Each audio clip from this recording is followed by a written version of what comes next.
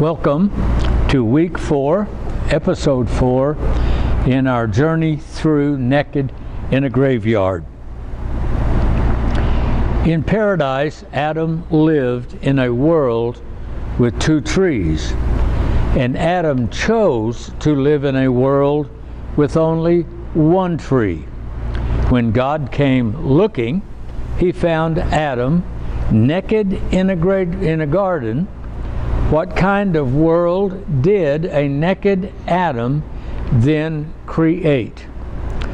This seminar is about the cultural consequences of living in a world with only 1 tree.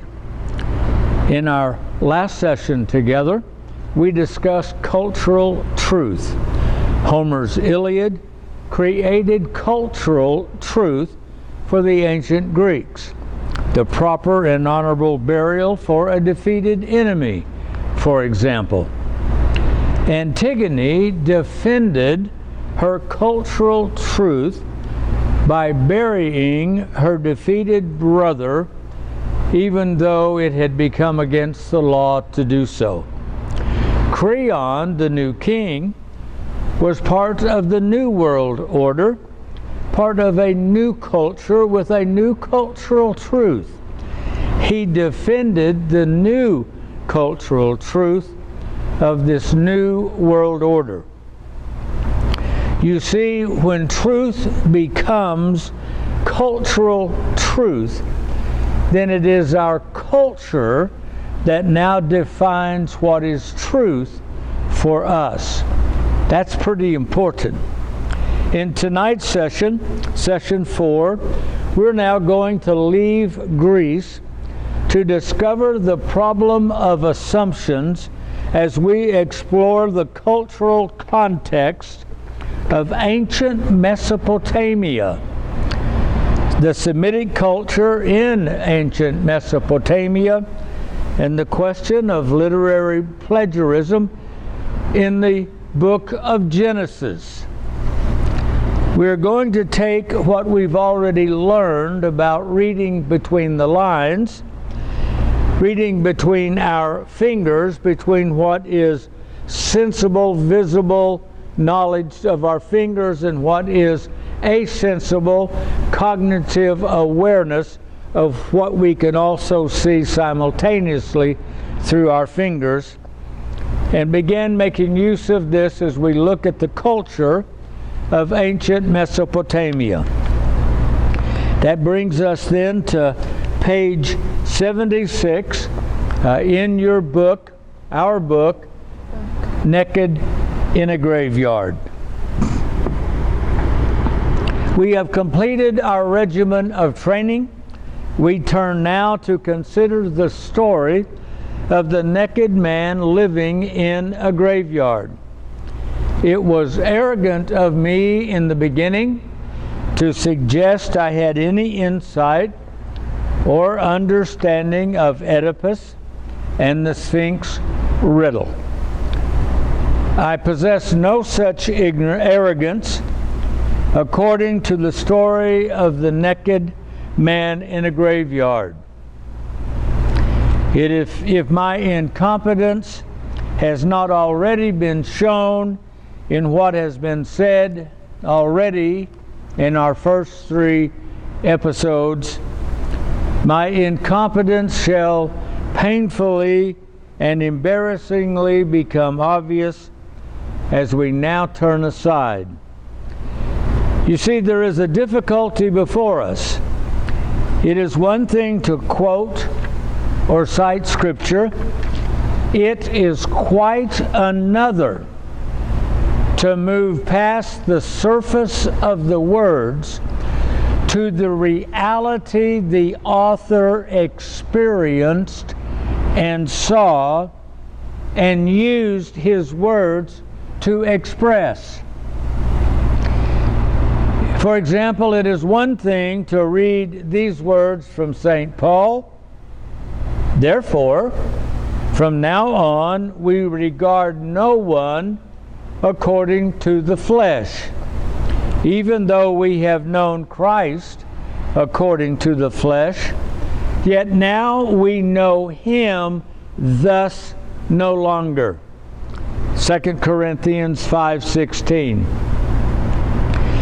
It is quite difficult to move beyond the visible and the literal to the invisible and mystagogic reality, which is not only present in the visible, but the cause of the visible's existence. The same way it is to move beyond the literal words on the page to go to the experience that Paul was talking about, the experience of even the details in the life of Christ.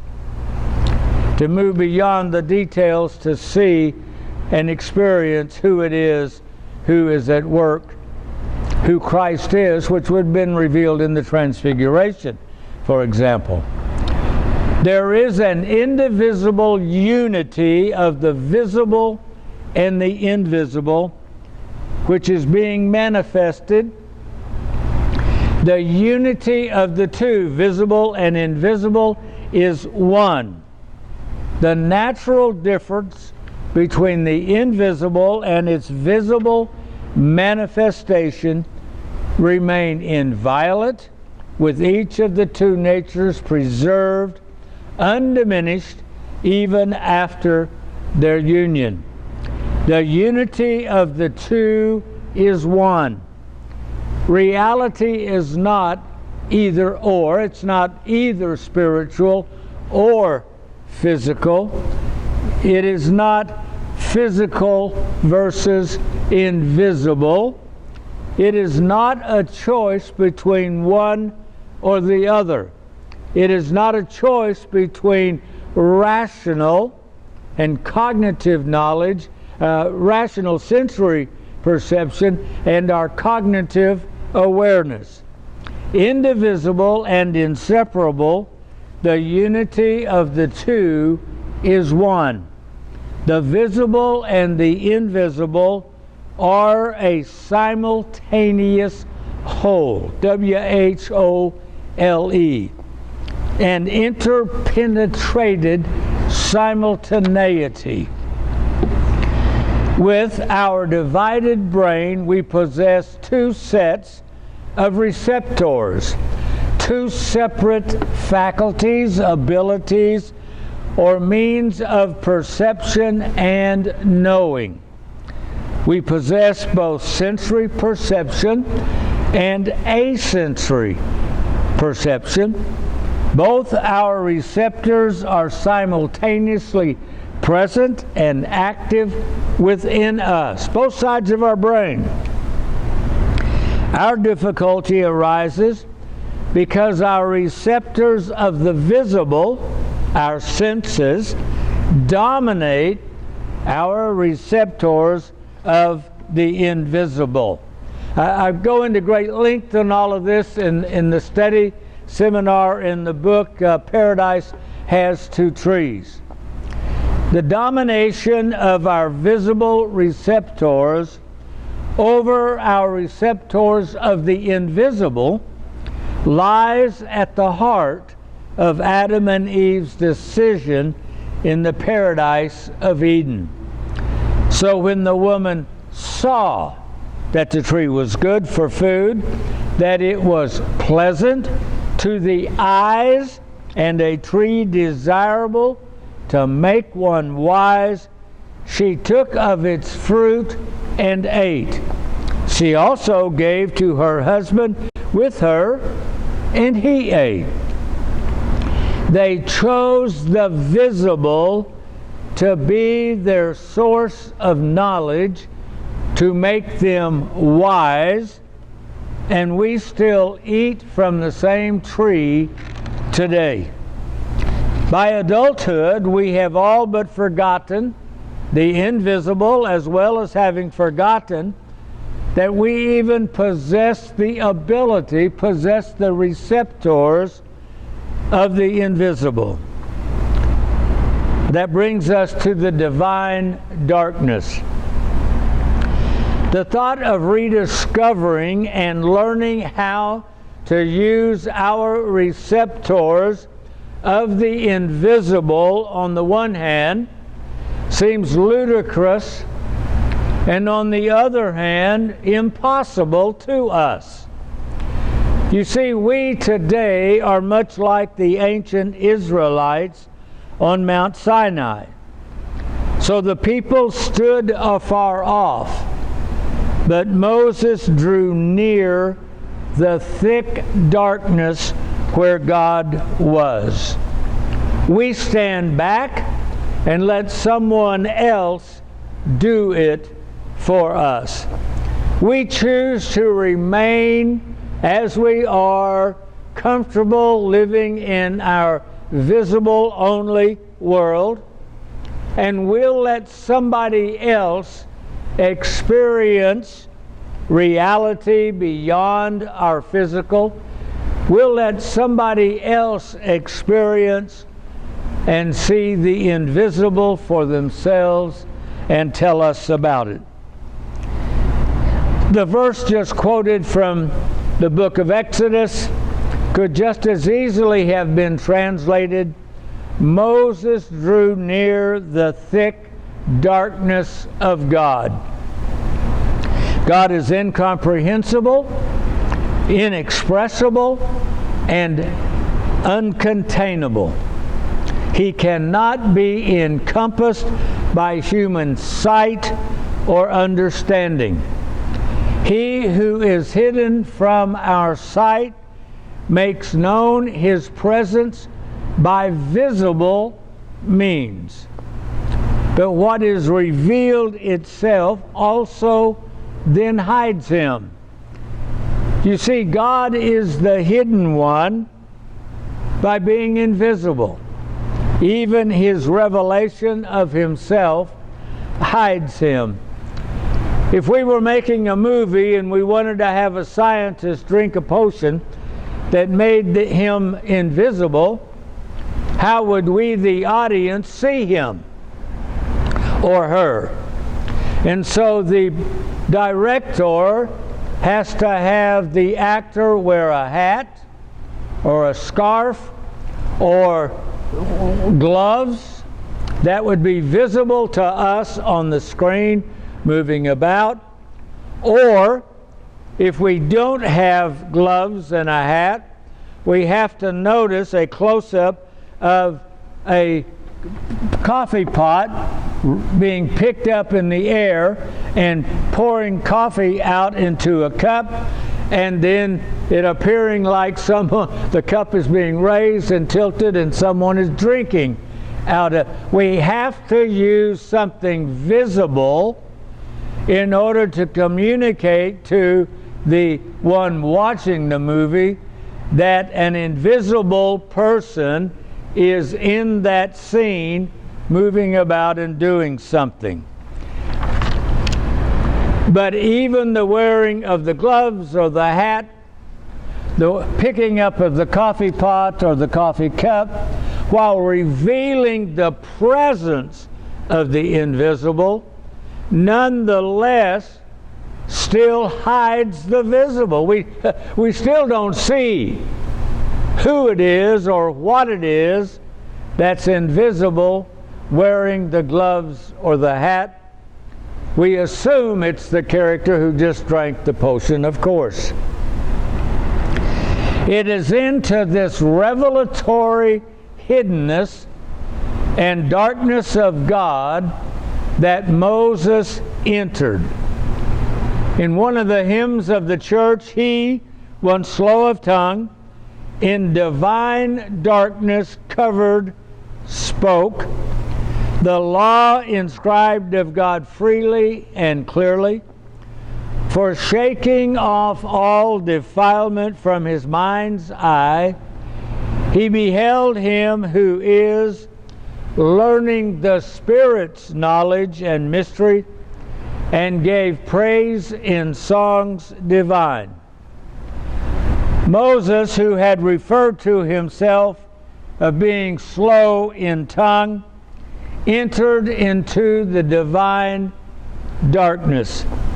He entered into the knowing that is not knowable to the senses. He entered into the darkness of God, where you know what you know without knowing how you know. When you know what you know without knowing how you know. Let us now likewise, as we are able, and as access is granted, let us enter into the divine darkness, that we might see what we do not yet see, and know what we do not yet know, the mystery of the man in a graveyard. That brings us to our failure to see. On many occasions, I have made use of the 9-dot puzzle to illustrate unexamined presuppositions, to illustrate that it is our unexamined presuppositions that are the cause of our failure. The 9-dot problem asks us to connect 9 dots arranged in 3 rows with 4 straight lines without taking our pen or pencil from the page. I have here on our board the 9-dot problem. Here we have 3, 3, 3, and our assignment is to connect all of the dots, all 9 dots, with 4 straight lines without removing our writing instrument from the page. Those of you that are watching this online, this is an excellent time to pause the video and see if you can solve the 9-dot problem. Unfortunately for those of us here this evening, we don't have the luxury of time that we could all take the time out. We need to continue with our class so we can be finished at a reasonable hour this evening. So we will then continue and welcome back those who paused to try to solve the puzzle. You see, almost everybody who first tries to solve the problem of the 9 dots introduces as part of the problem solving an assumption. And it is that assumption that makes it impossible to solve the puzzle. The assumption we make is that the dots compose a square, a self-imposed condition which the instructions do not contain. The failure, therefore, does lie in the impossibility of the task, but in the attempted solution limited by our assumption. In the same way that Oedipus' assumption, he assumed that he knew who his parents were, crippled him and made him blind to solving his own life. Our assumption of a box is for us a paralysis of our own thinking that cripples us and makes solving the puzzle impossible. Inside the system of a box, it does not matter in the least which combination of the 4 lines we try, or in what order or which dot we begin with. There's at least always 1 dot left over, whether we go like this, or had we gone like this way, we would have had 2 left over. If we flipped it this way, we've got these 2 left over. And in exasperation, we decide to be a decorative artist, and we just settle for having a diamond with all four corners and the middle left out and untouched. It's impossible to solve the problem because we have assumed we are inside a box. It is our assumption, an assumption we did not know we made, that keeps us inside the box, keeps us from solving the problem. Without stepping outside our own assumptions, we can only see what our assumptions allow us to see. If I assume there's only a physical world, my assumption keeps me from ever seeing with assensory perception, with my cognitive awareness, that which is invisible and beyond the ability of my five senses to know. It is our assumption that keep us from seeing. If we cannot see, it is because our assumptions do not allow us to see. So let us be clear. Visible reality is knowable. It is seeable by our sensory perception. Invisible reality is also knowable, perceivable, seeable by asensory perception. If you cannot see the invisible, change your assumptions. Assumption one, that reality is only what I see physically. Reality is only that which is my five senses.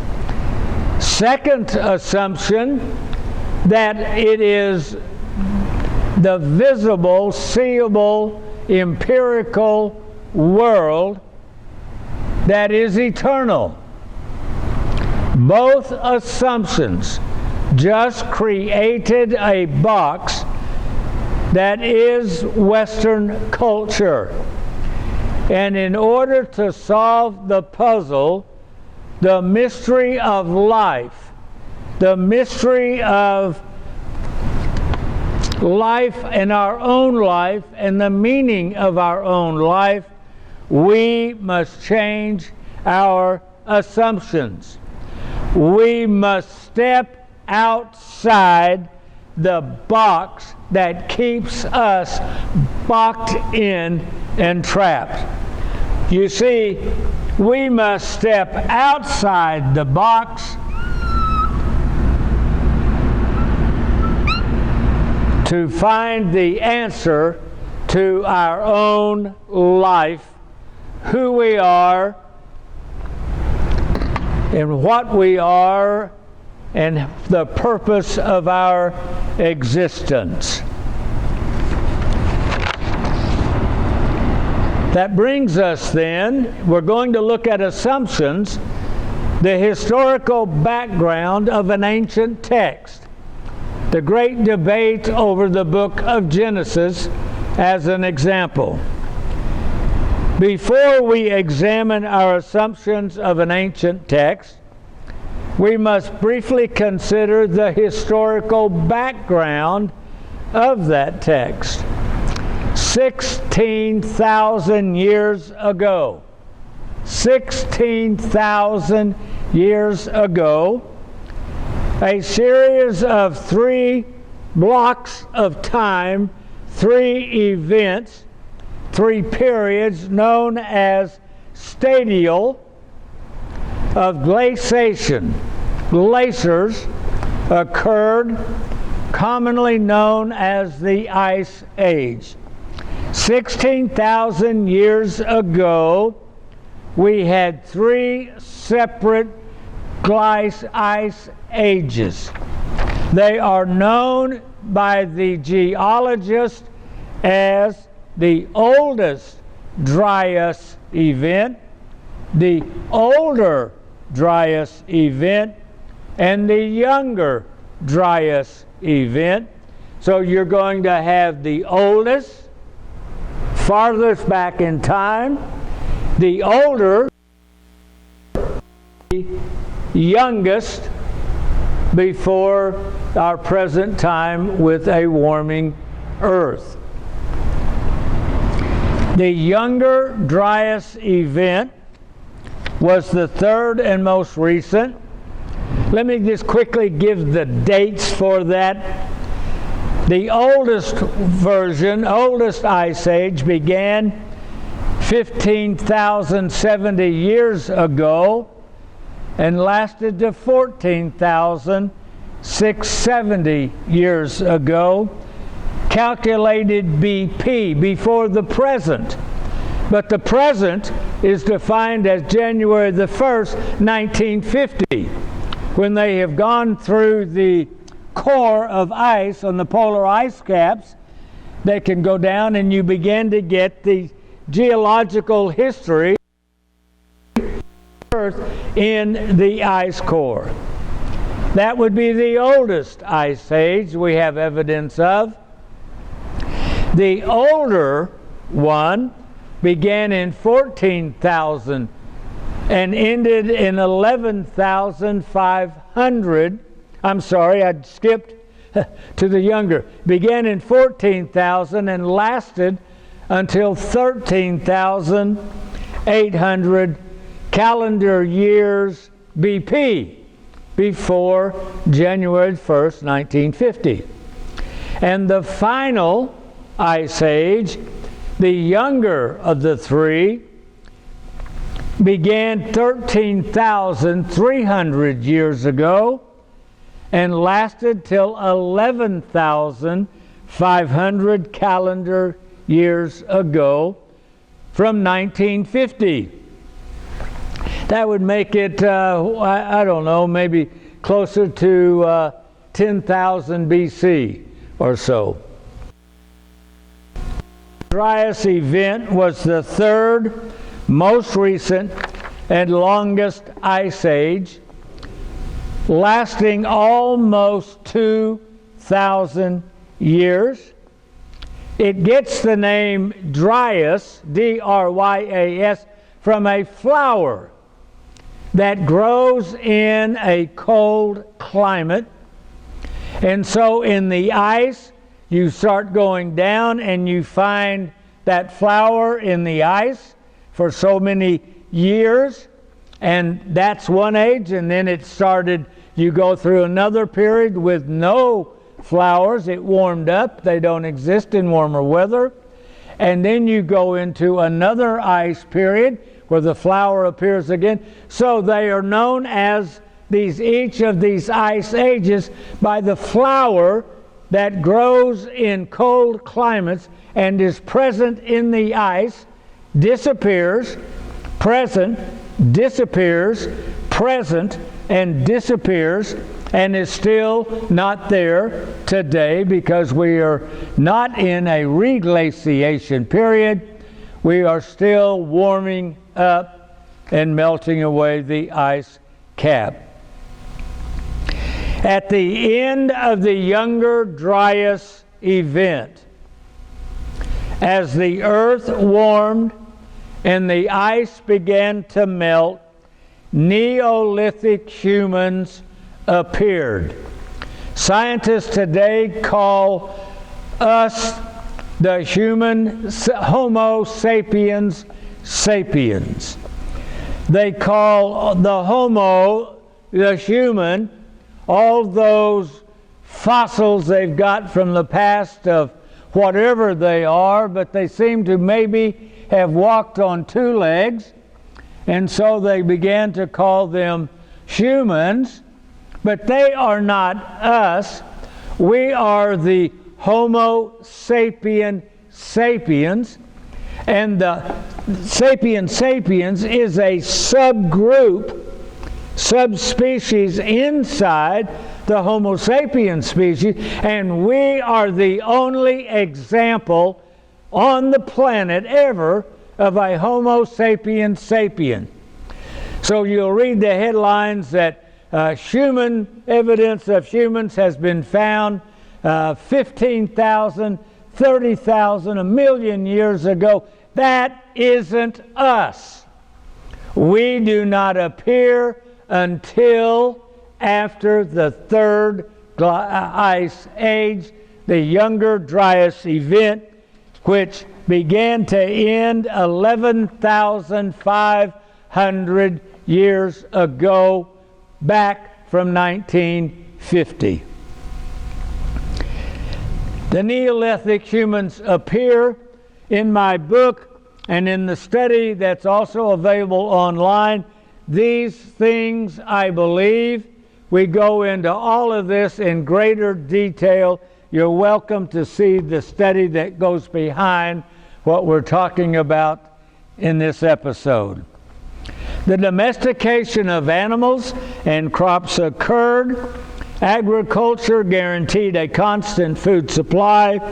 Neolithic humans, us, passed gradually through the stages of agriculture, village life, into that of the city.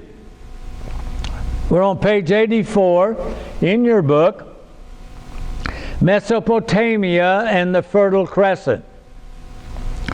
The prehistory of Neolithic humans after the end of the Younger Dryas event, about 10,000 BC, which includes the birth of agriculture and the foundation of cities in Mesopotamia and the Fertile Crescent, stretching from Eridu and Ur at the eastern end at the Persian Gulf, through Mesopotamia, up to near Turkey, down through Syria, all the way down through Syria, Lebanon, Palestine, to Egypt.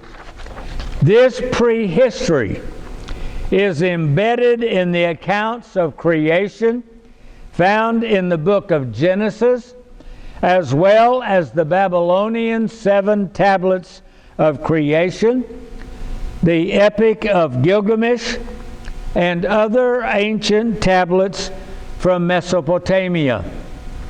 The archaeological discoveries from Mesopotamia contained prehistoric accounts of many gods, goddesses, and mankind. The centuries following the Enlightenment in the 1600s AD, 1700s AD to the present, assumed only rational knowledge based on sensory perception was legitimate knowledge, and therefore was an acceptable way of thinking and writing rational literature. Many in the 20th century, therefore, a literary genre of mythology to be a childish fiction and treated the ancient stories as such. However, a German named Heinrich Schliemann believed there was actually history embedded in the mythological literature of ancient Greece.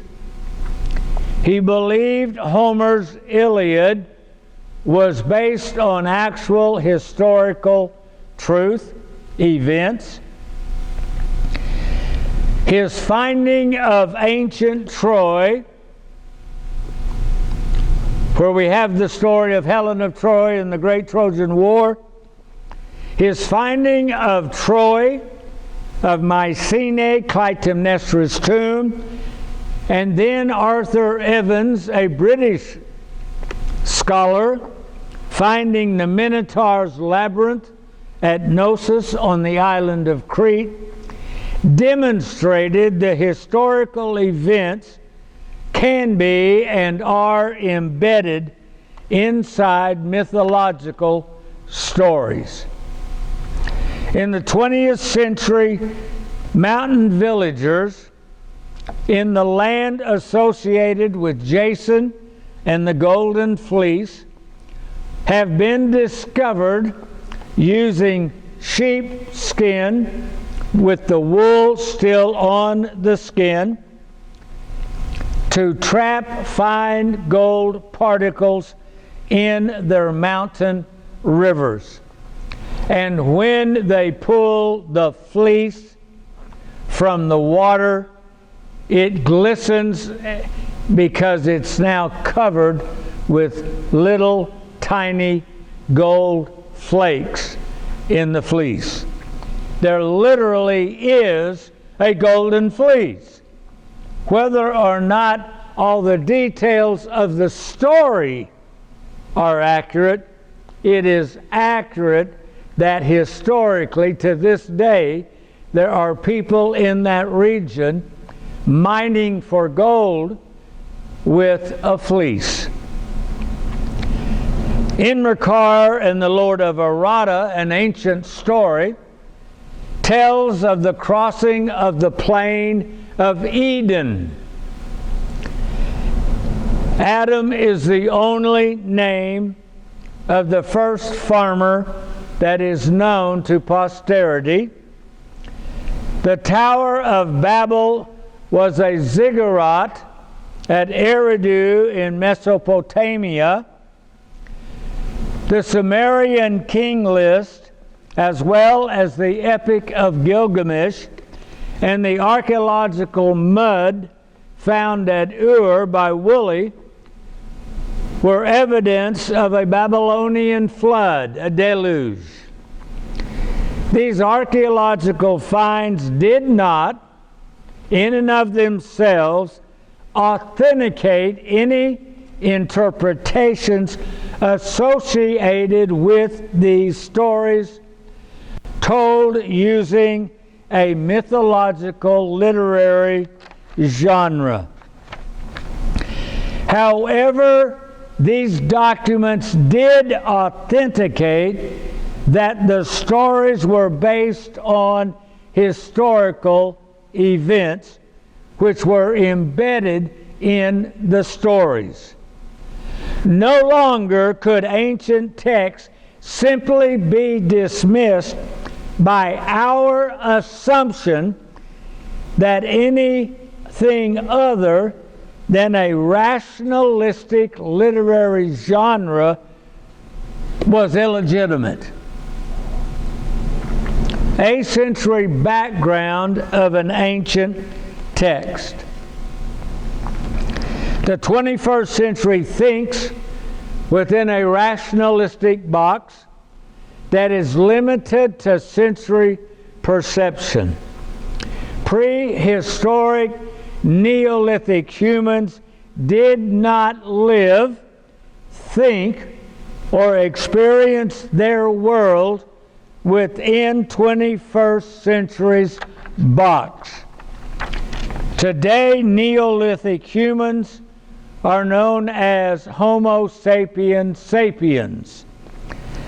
Sapiens is a Latin word meaning, on one hand, to know, to be intelligent, and to be wise. To know that you know. I remember learning a little ditty once, way many years ago in high school. Those who know not and know not that they know are stupid. Shun them. Those who know not and know that they know not are simple. Help them. Those who know and do not know that they know are asleep. And those who know that they know are wise. follow them. Well, I don't know if any of that's true or not, but Homo sapiens sapiens means we know that we know that we know. We're the wise ones. We are rational beings.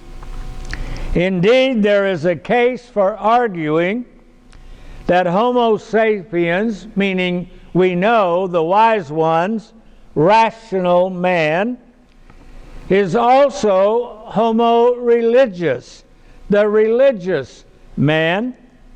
Men and women started to worship gods as soon as they became recognizable human sapiens sapiens. They created religions at the same time as they created art and everything else. Religious belief and practice begins with the origin of the human species, and modern medical science proposes that the idea of God is literally hardwired into the anatomy of the human brain. Human beings, in fact, can be distinguished from lower orders of animal life, even the so-called humans, homos that are running around, they think, in the ancient past. We can be distinguished from these lowest orders not because we use language or make tools or fight wars, but because we are the only creatures who conceive of a higher power and who are inspired to offer worship and sacrifice to that power. Simply stated, mankind possesses two modes of perception, sensory and asensory. The earthly historical was experienced and known by sensory perception. The invisible presence and workings of the invisible were perceived and known by asensory perception, by the cognitive awareness. Cognitive awareness acknowledges the presence of the invisible.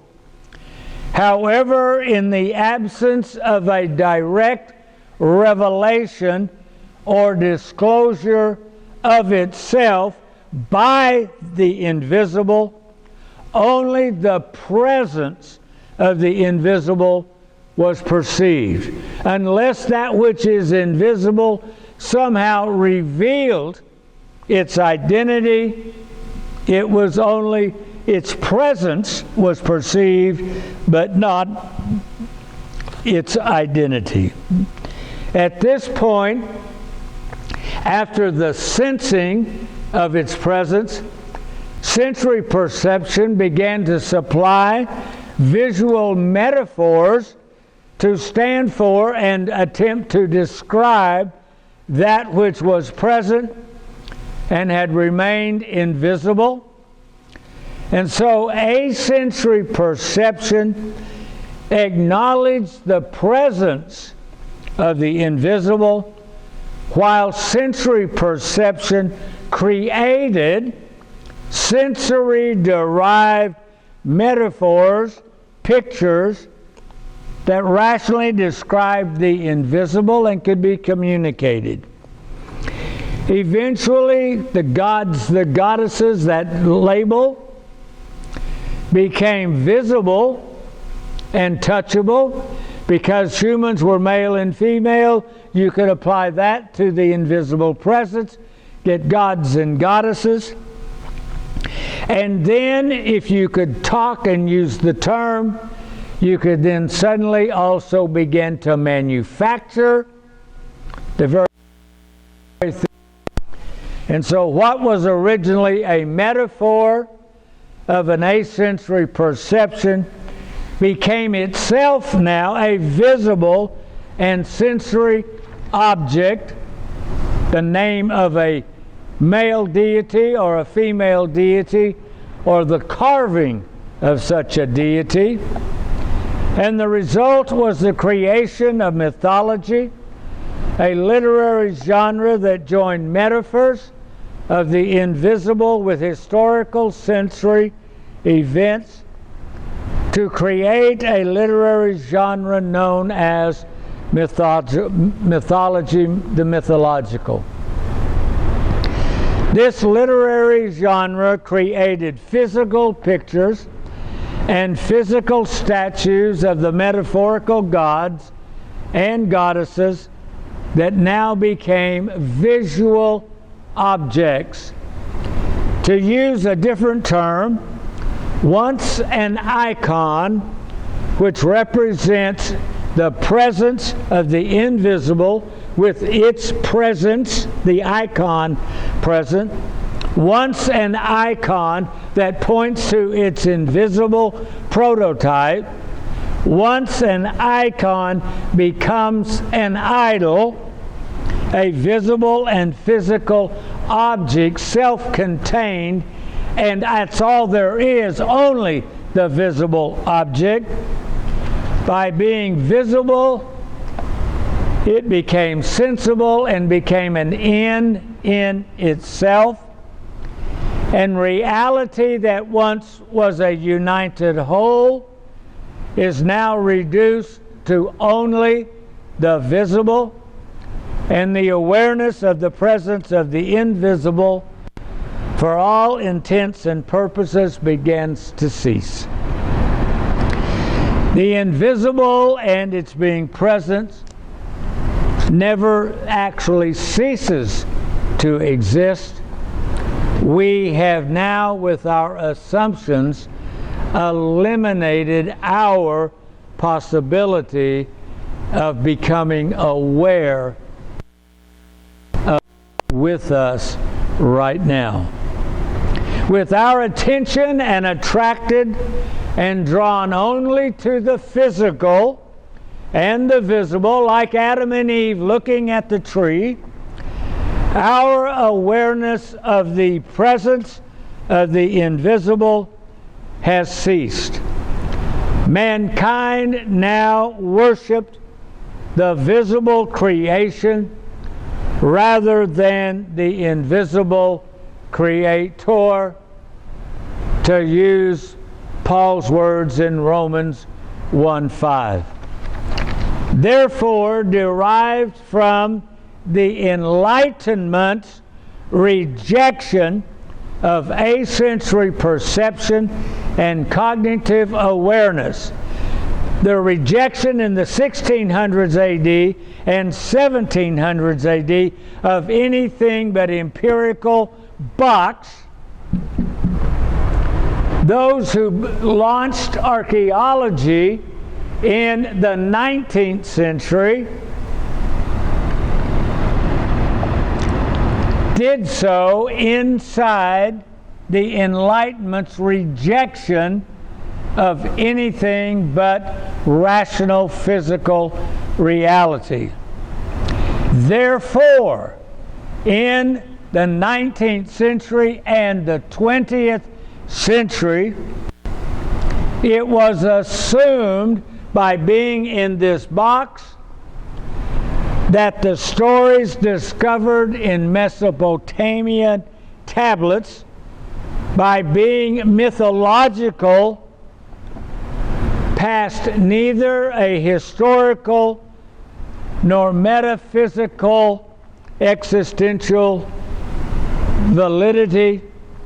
They were merely mythological stories seen as fanciful fiction created by a naive people who attributed events to mythological figures rather than to natural causes.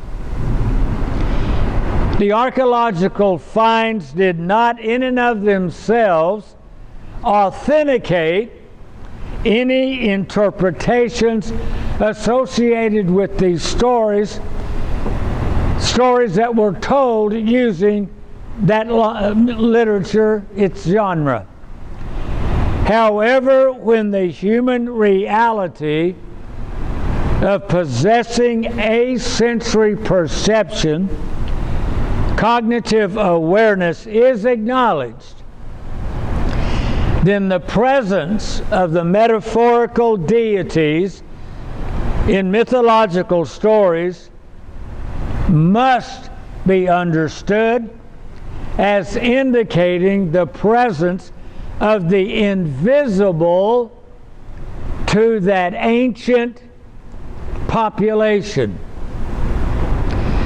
The presence of the invisible, which was originally experienced in connection with an historical event or reality embedded in the mythological story. Wow, this is heavy stuff.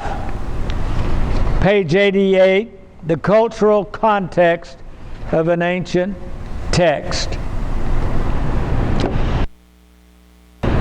Discovery in the late 1800s and early 1900s, the ancient Mesopotamian tablets using 20th century rationalism were described as the gradual merging of history into legend and myth.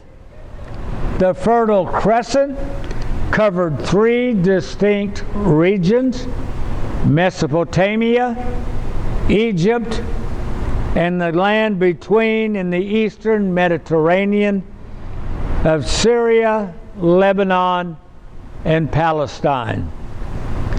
Additionally, Mesopotamia had successive chronological corresponding to a progression from Sumer and Akkad near the Persian Gulf, westward and upward through Mesopotamia to Babylon, then to Nineveh near Turkey. Essentially four cultures, culturally shaped, I should say, stories of creation and the deluge developed inside Mesopotamia, the first cultural area. You had the Sumerian culture, the Babylonian culture, and then we're going to have the Egyptian culture. And in all of that, we'll also have the Semitic versions.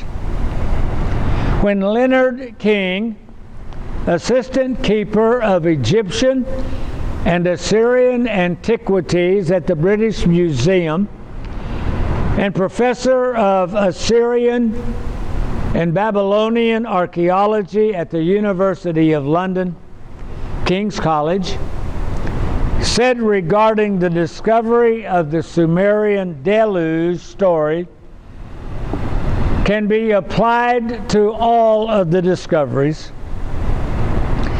He said there was no support to any theory which would trace all such tales to a single origin, whether in Egypt or in Babylonia, not a historical origin.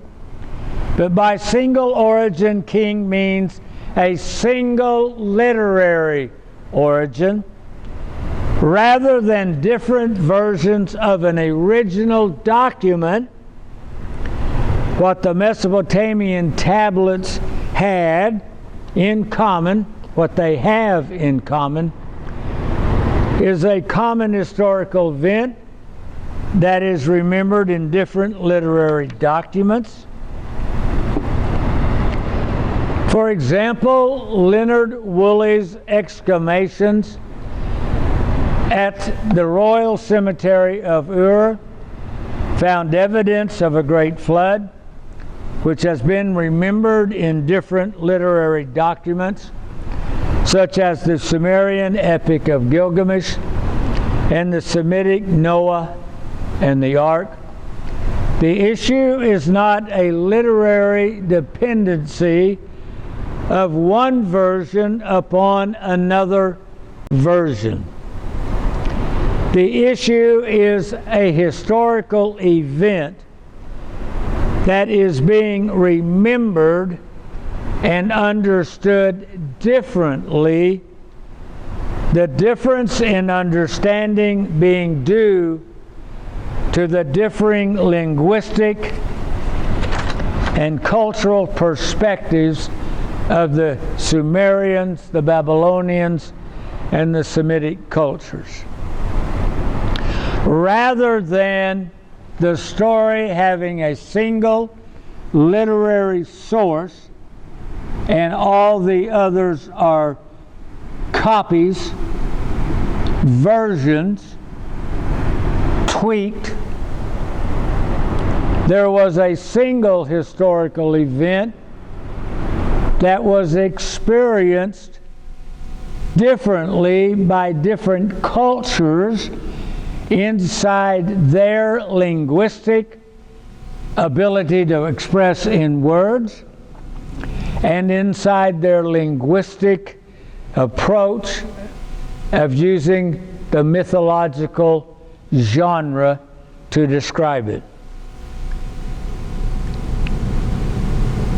You see, it was not a literary source being copied into different versions. Rather, it was a historical event which was understood differently from the perspective of different individual cultures, because their respective cultures now became the truth. Cultural truth is going to define what is truth for the Babylonian, for the Sumerian, for the Egyptian, as well as for the Semitic cultures. That brings us then to page 89, the role of a common cultural context. I think we've had a lot at this point, so let's pause now for a few minutes, catch our breath. We've got our goodies over there, some coffee. We're so grateful to Sally bringing some goodies. We're grateful making some coffee for us. The nature break down the hall where the restrooms are, of course. We'll come back in about 5 or 10 minutes or so. Let's have a break. Thanks.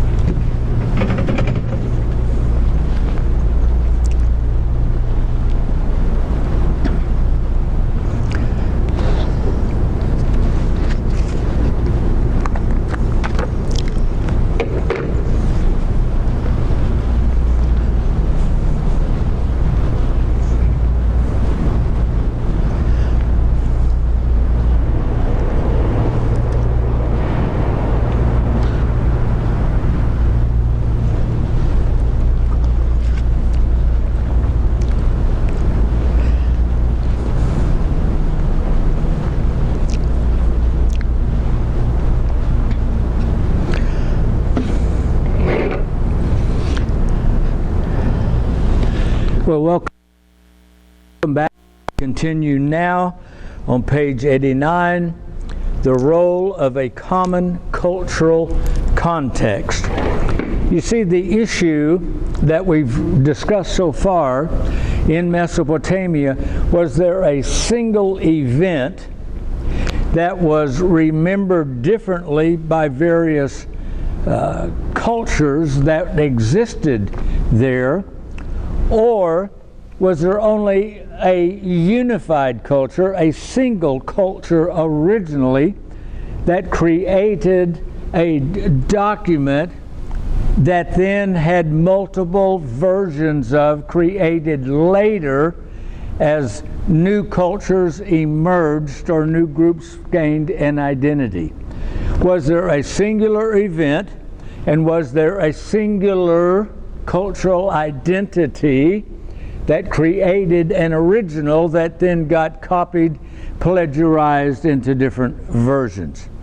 So the role of a common cultural context.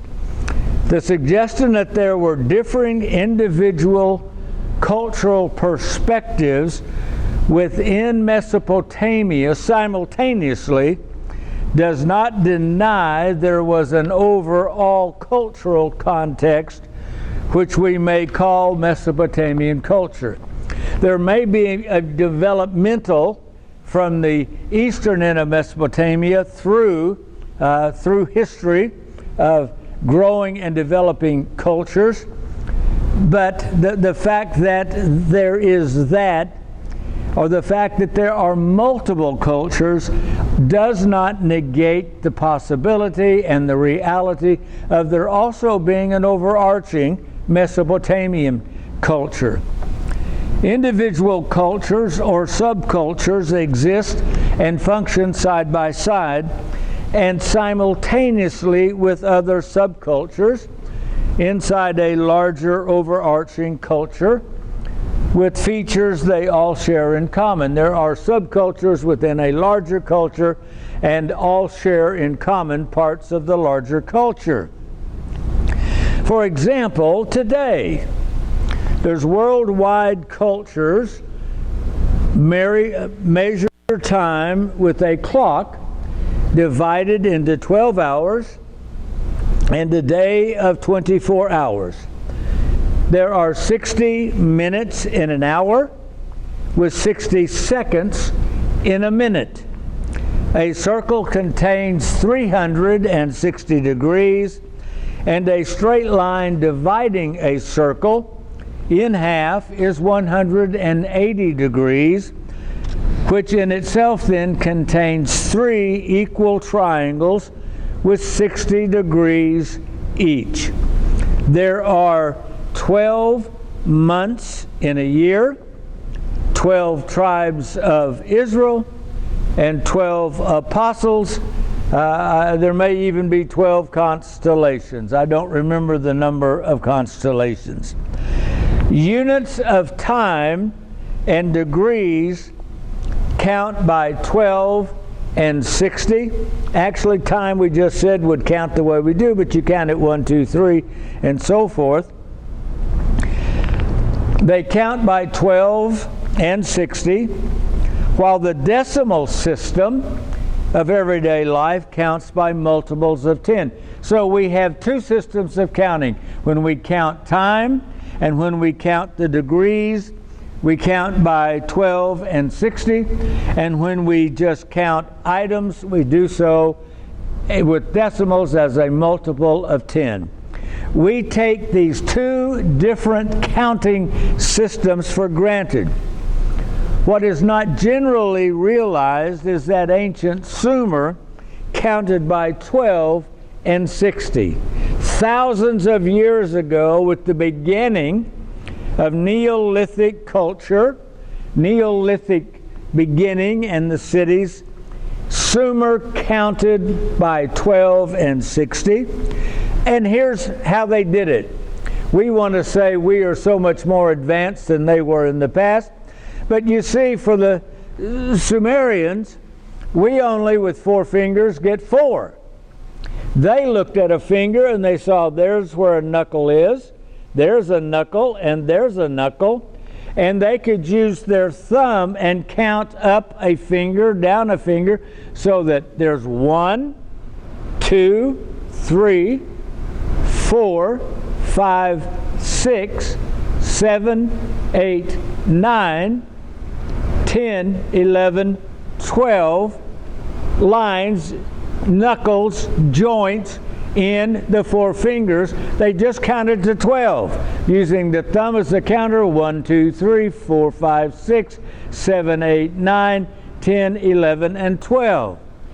With the other hand, either whichever way you want to use, which hand you're counting with and which hand, you're keeping track of the repetitions. 1, 2, 3, 4, 5, 6, 7 is 1. 1, 2, 3, 4, 5, 6, 7, 8, 9, 10, 11, 12, 2, and so forth. 3, 12, 24, 36, 42, and 60. So with counting the joints, the knuckle joints, on one hand and keeping track of the repetitions with the other hand, you can count to 60. 12, 1, 2, 3, 4, 5 times 5 gives us 60. And so the Sumerian counting system, the Sumerian calculation of time, and mathematically inventing the circle, the repetition, the circularity of the seasons, and so forth, it is from the Sumerians. And so we have ancient Sumerian culture embedded inside our larger modern culture of today.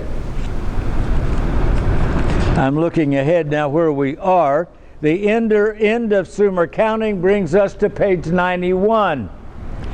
The point is that today's world uses a counting system created over 6,500 years ago in ancient Sumer. The fact that we do so in no way suggests or implies culturally the approach that we culturally approach the world the same way as the ancient Sumerians. The Fertile Crescent contained multiple subcultures with their individual understanding of their world. The Fertile Crescent also contained a crescent-wide culture shared in common by all. This is the point. There are those who suggest the various subcultures within Mesopotamia were derivatives of a single original. There may be original variations provided by each culture, but all of them, according to the so-called experts, are versions of the same original mythology. This argument was used to explain the similarity of the biblical accounts found in the first 11 chapters of Genesis. Prior to the archaeological discoveries of the late 19th and early 20th centuries, the only account of ancient days that ever existed was the Genesis account. We didn't know of any other account.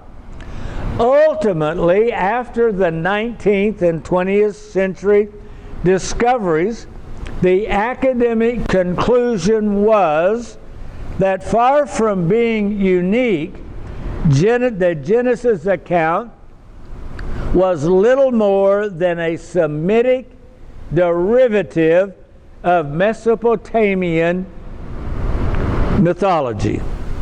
Therefore, let us briefly consider that Semitic presence in ancient Mesopotamia. We are questioning the assumptions created by archaeology at the end of the 1800s and the beginning of the 1900s. The ancient Israelites, of course, were a Semitic people, And when we come to the Semitic culture then on page 91, the ancient history of Mesopotamia remains still largely unknown. The ancient history of the Neolithic revolution and the Neolithic culture that emerged. It is known that Semitic speakers lived alongside the Sumerians from early times. The southern end of Mesopotamia, the eastern end, was known by its two cities, Sumer and Akkad. Sargon of Akkad created the first empire by conquering Sumer, conquering southern, eastern Mesopotamia, Syria, and Elam in western Iran. A cultural symbiosis developed between Sumer and Akkad with a bilingualism by which the Semitic Akkadian language spread across the Fertile Crescent and supplanted the non-Semitic language of Sumer. Sumer may have been an original language, but the Semitic language, the Akkadian language, is the one that then is going to be the multilingual, bilingual culture spreading across the Fertile Crescent. Modern-day Jews and Arabs are Semitic peoples who speak a version of the ancient Semitic language dating back to the beginning of the Fertile Crescent.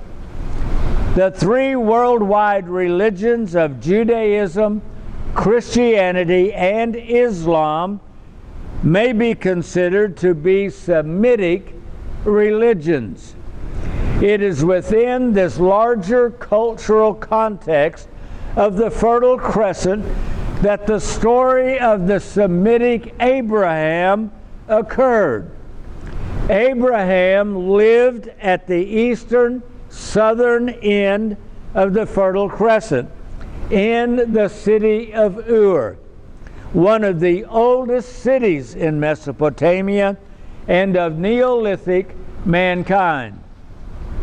Abraham lived several thousand years after our Neolithic ancestors settled at the eastern end of the Fertile Crescent. In 1800 BC, Abraham left Ur and began his journey through the Fertile Crescent upward to Haran and then downward to all the way to Egypt. And from Egypt he went back up and stopped at Hebron in Palestine.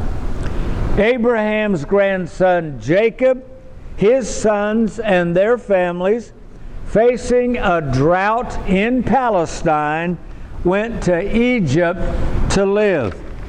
After several hundred years in Egypt, the Israelites, as they had come to be known by then, led by Moses, left Egypt, eventually to return to Palestine, where they began a national existence around 1400 BC, first as a tribal confederation and eventually as a monarchy. In 926 BC, that kingdom divided into the northern kingdom of Israel and the southern kingdom of Judah.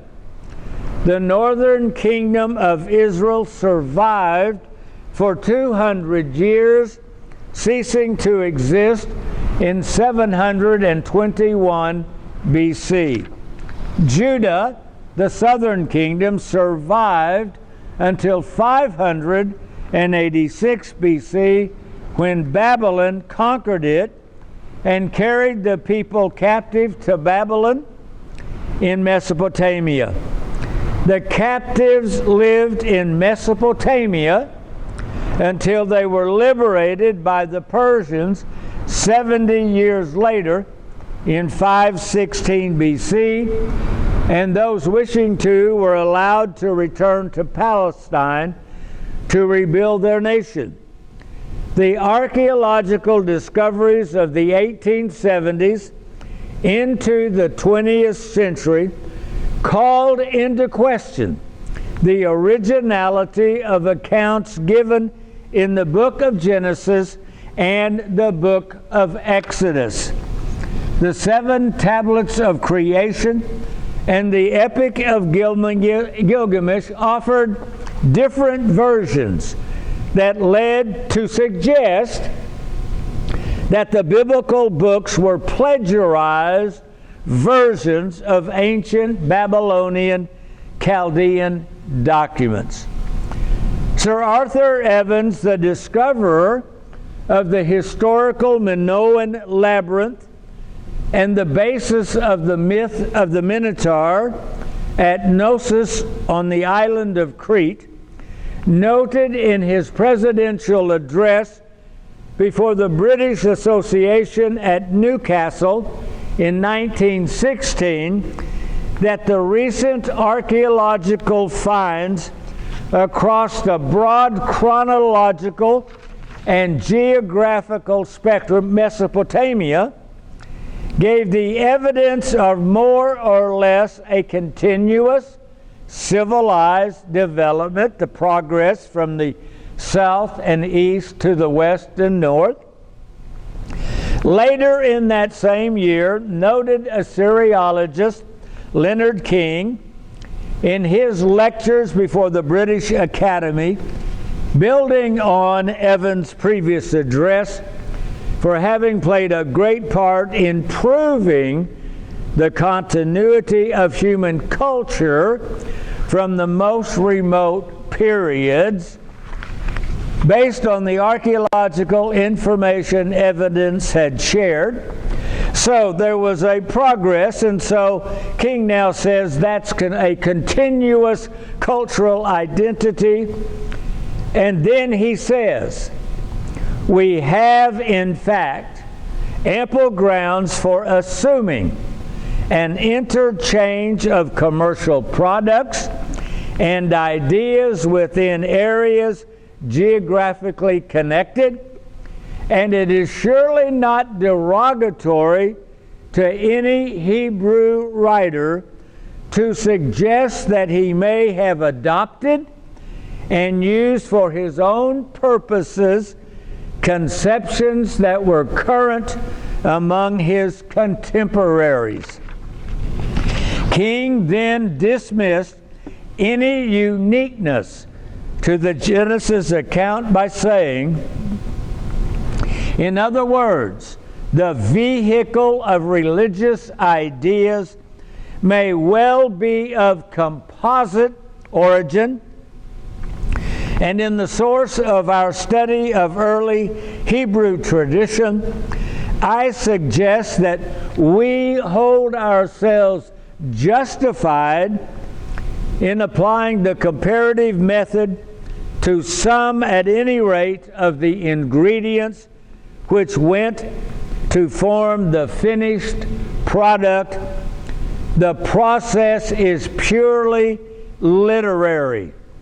The book of Genesis is merely a literary document created out of the literary background of the culture in which the Semitic peoples live.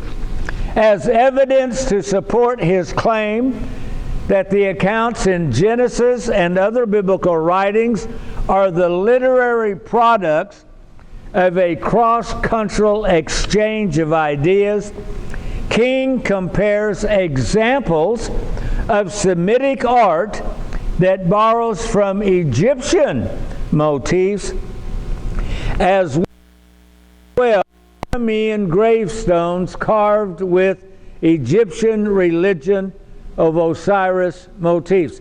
The Arameans were part of that ancient Semitic group. They were one of the branches of the Semitic people. And so he's saying that they give us evidence of how they borrowed from the Egyptians, which indicates this cross-fertilization and how the Semitic people borrowed from their culture. Within 50 years, by 1966, 50 years of Evans and King's comments, it had become common among biblical scholars in the United States to discount the first 11 chapters of Genesis as Babylonian myth, and to begin the book of Genesis with Abraham in chapter 11. By 1970, only 4 years later, it was not uncommon to dismiss the entire book of Genesis and to begin with Moses in the book of Exodus. By 1970, it had become an accepted conclusion that a cultural interchange and cross-fertilization occurred between cultures and the people of Mesopotamia. And secondly, that cultural hybridization and cultural dilution are always at work. However, two unexamined assumptions, remember we dealt with assumptions, they box us in and we don't see other possibilities. Two unexamined assumptions are made. The first assumption being that any product of hybridization is, on its face, a bastardized product, a mongrel, and therefore inferior. The second assumption being that Semitic culture within the Fertile Crescent was itself a monolithic culture, and B, everything produced by that Semitic monolithic culture was identical, especially its literary production. And thirdly, since there is evidence of a cross-cultural exchange between Semitic culture and the surrounding Mesopotamian culture, therefore, any literary product within Semitic culture was a bastardized hybrid. The first assumption is, of course, a byproduct of 19th century animal breeding theories that gave rise to Britain's Sir Francis Galton's eugenics applied to human races. The idea that a mixture is inferior to either of its sources is an unexamined bias that leads to chauvinism based either on gender and superiority based on race.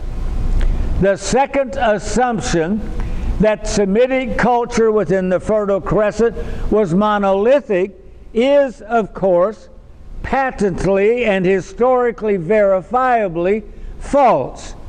King as much as confesses so when he acknowledges he cannot make use of the Jewish Elephantine papyri as an example of Semitic borrowing of Egyptian ideas, since the early Jews of the diaspora, though untrampled by the orthodoxy of Jerusalem, maintained the purity of their local cult in the face of considerable difficulty. The Jews in Egypt maintained their particular identity with the considerable difficulty of the influence of the Egyptian culture which they found themselves in, regardless of whatever else the Jews shared with their Semitic cousins elsewhere.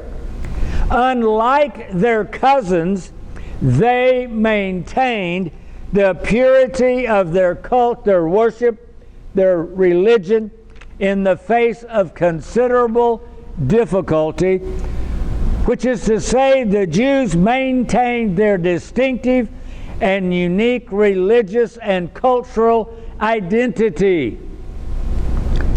Unlike their Semitic cousins, the Aramaeans, the Jews resisted becoming a bastardized hybrid. Since King admitted he could not use Semitic Jews as an example of literary cultural plagiarism, King made use of the gravestones of the Semitic Arameans instead, and concluded hence the gravestones of their Aramean contemporaries, which have been found in Egypt, can only be cited to illustrate the temptation to which they were exposed. The temptation may have been there, but the Israelites in Egypt, the Jews later in Egypt, did not submit to the temptation to absorb the cultural religious ideas of their outside culture. It might have been a temptation, but you cannot conclude from that they yielded to that temptation, and that Genesis is therefore a hybridized, bastardized product of Mesopotamian culture. King's evidence is that Jews in Egypt, as well as the Fertile Crescent as a whole, faced the temptation of cultural syncretism and the amalgamation of religious ideas to create and maintain their own Jewish faith. He offers no evidence or proof that they yielded to that temptation. In fact, he says because they did not yield to that temptation, he had to cite an example from the Jews' Semitic cousins, the Aramaeans, instead. Wow. This brings us to page 96, Semitic literature in a cultural context.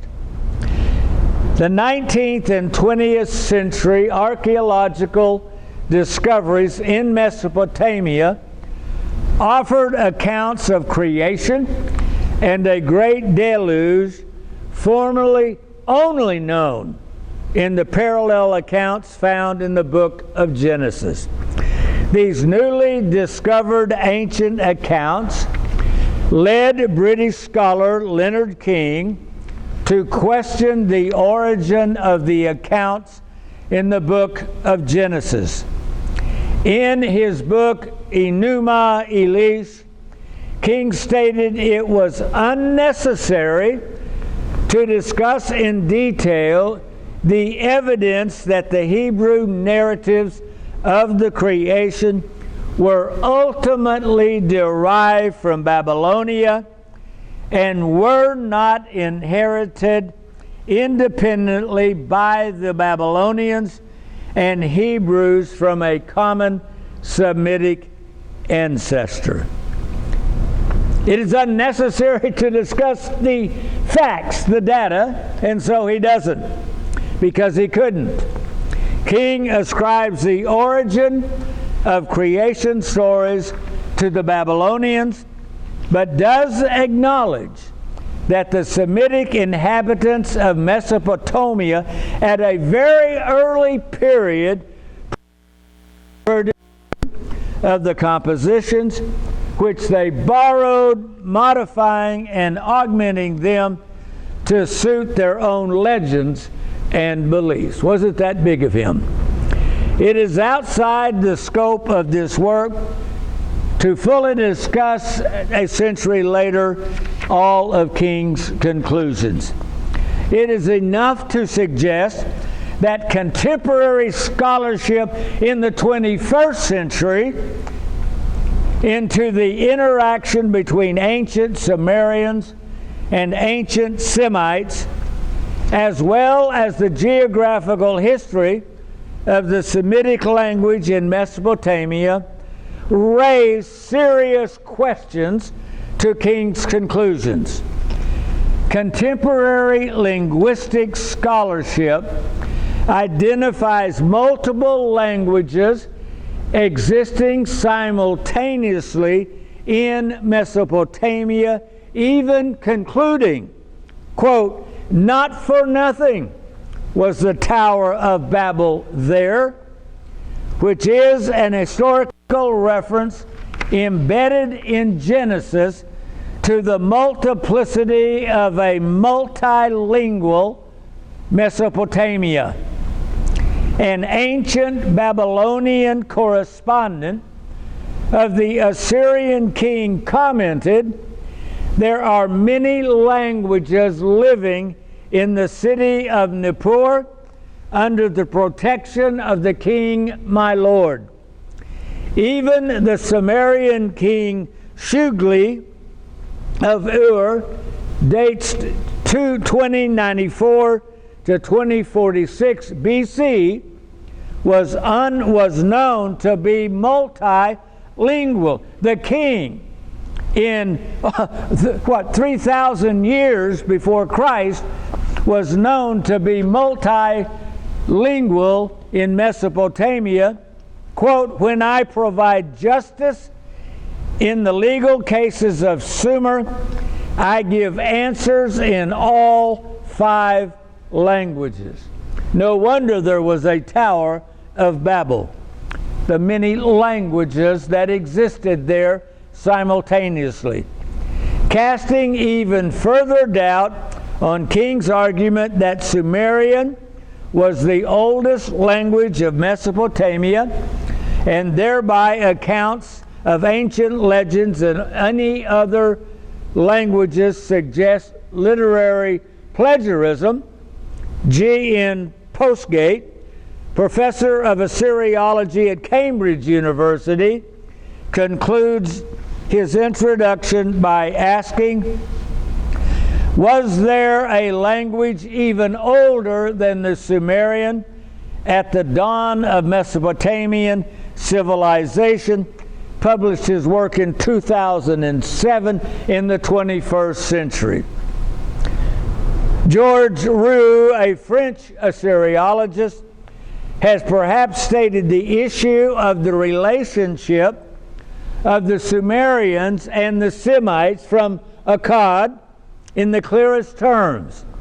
At the beginning of historical times, 3 ethnic groups lived in close contact in Mesopotamia. 1, the Sumerians, predominant in the extreme south, from Nippur to the Persian Gulf. Secondly, the Semites, predominant in central Mesopotamia, that were called Akkad after 2400 BC. And 3, minority of uncertain origin to which no definite label can be attached. From the point of view of the modern historian, he says, the line of demarcation between the 3 components of the first historical population of Mesopotamia is neither political nor cultural, but linguistic. Of the 3 original groups in Mesopotamia, the distinction between them was their individual difference of language. All of them had the same institutions. All of them shared the way of life, the techniques, the artistic traditions, the religious beliefs, in a word, the civilization which had originated in the extreme south, and it was rightly attributed to the Sumerians, was the common central culture. The only reliable, Roux is continuing, the only reliable criterion by which we can separate and identify these 3 peoples existing simultaneously and in contact with each other is therefore their language. The appellation calling something Sumerian should be taken as meaning Sumerian-speaking people and nothing else. There really was no original Sumerian culture. There was a group of people, the Sumerians, speaking the Sumerian language. The Semites were those who spoke the Semitic dialect, and indeed we would be unaware of the existence of this third element were it not for a few strange, non-Sumerian and non-Semitic personal and geographical names which occur here and there in the ancient texts. This, incidentally, explains why all efforts to define and to assess relations between the Sumerians and the Semites in fields other than philology, linguistics, are doomed to failure. King's efforts to establish relationship based on culture, etc., is doomed to failure. Anything that's not based on differences in language is doomed to failure. So says the 21st century. Another point should be made clear. There is no such thing as a Sumerian race, neither in the scientific nor in the ordinary sense of the term. My goodness. Now that was written in 1992 at the close of the 20th and the coming of the 21st century. American archaeologist and professor of Middle Eastern Studies at the University of Texas, Austin, in her groundbreaking work that writing developed in Mesopotamia from counting, stated, the oldest account of the invention of writing is perhaps the Sumerian document, the Epic of En-Merkar, and the Lord of Arada. By the way, it is that document that has the name, the word Eden, in it. Shemat Besserat, who is the professor at the University of Texas, Austin, then adds, one might add that there, according to the Sumerian king list, that En-Merkar lived about 2700 BC. Abraham was 1800, so that's 900 years before Abraham, when writing had already been a common practice for at least 500 years. So if the first document we have happens to be a Sumerian document, the En-Merkar and the Lord of Arada, writing is believed to actually been invented 500 years before that, and it could have been invented in the Semitic language, it could have been admitted in the Sumerian language, or in that unknown language, so that by the time the document En-Merkar and the Lord of Arada was written in Sumerian, it might just as easily have been written or something similar in one of the other languages. In other words, the fact that the oldest document we found, which doesn't go back to the beginning of writing, but the earliest one we actually found was in Sumerian, does not in itself say that's the only one, the only language that existed at that time. It just simply means we found a document written in that language from that period. We may, rightly so, in another 100 years, find other documents in the other languages. We cannot make a conclusion that this was the only language or even the first language based on that evidence alone. So, page 99, the singularly distinct perspective. The single distinctive perspective. You see, the real issue is not that of literary plagiarism.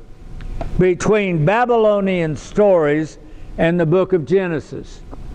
The real issue left unexamined by Leonard King is the difference within a common Semitic Mesopotamian culture of a single example of a Semitic version which is divergent to all other Semitic, Babylonian, Akkadian, whatever Sumerian myths and legends that may exist.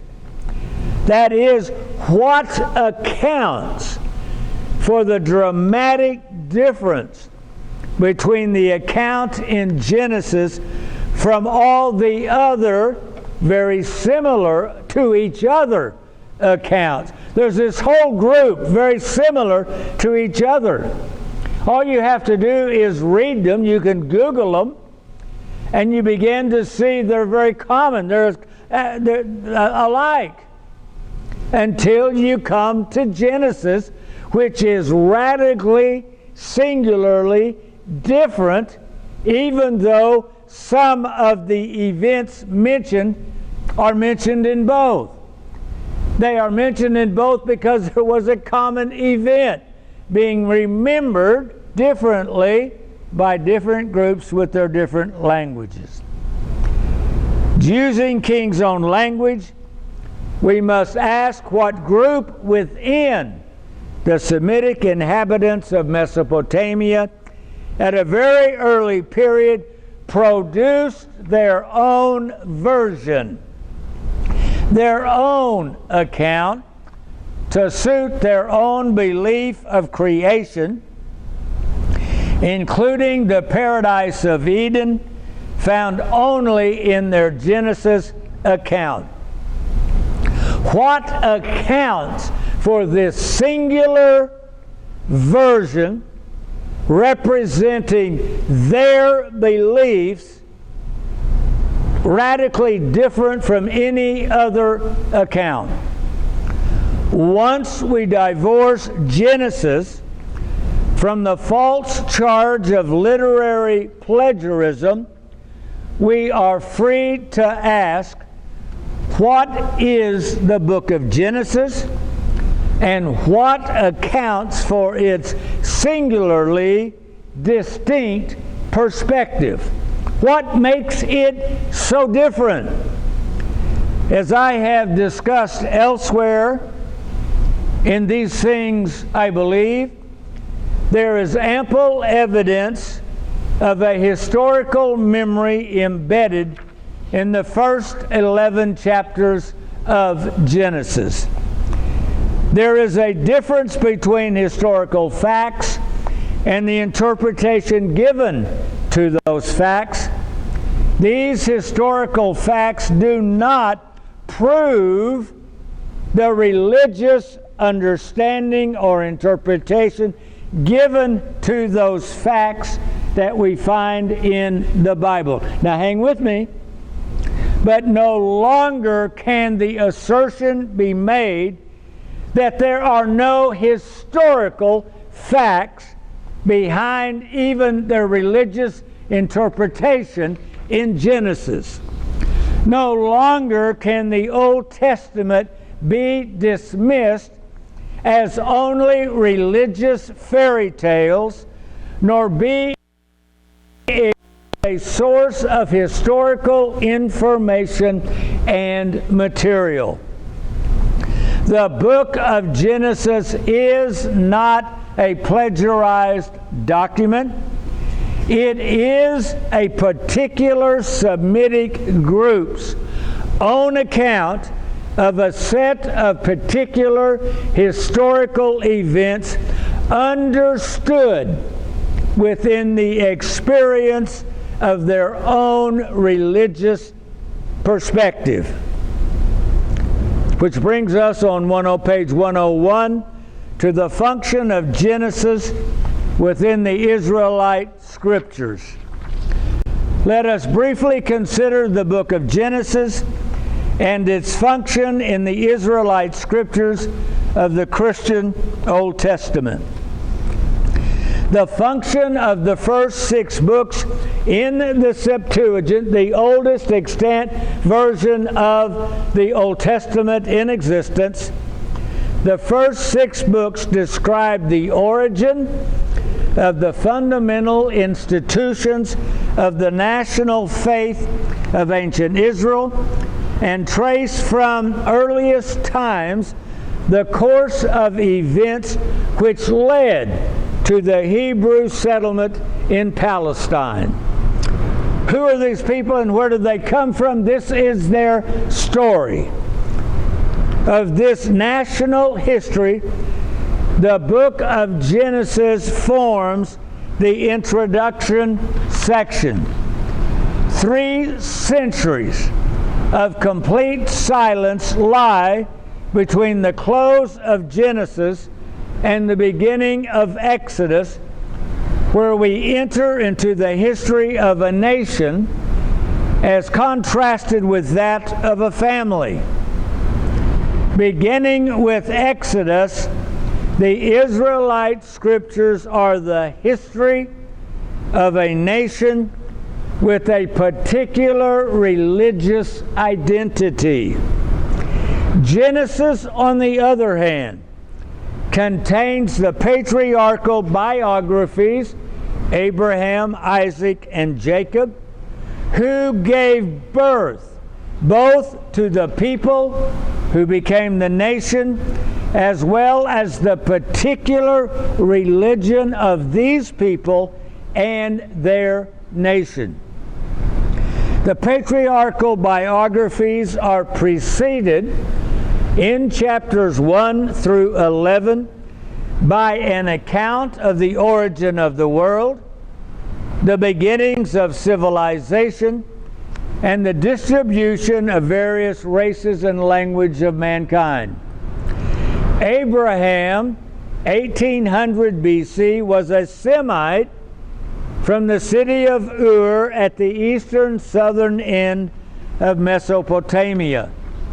Ur, near ancient Sumer, was one of the oldest cities in Mesopotamia, with its own ziggurat, known as the Tower of Babel, that dominated the city. Abraham journeyed westward to the apex of the crescent before turning southward and arriving in 1500 BC. The book of Exodus begins with Moses leading the descendants of Abraham, Isaac, and Jacob from Egypt to begin its national life. We've already stated this. 900 years later, in 586 BC, the national life ended with their defeat by the Babylonian Empire. We're back in Mesopotamia.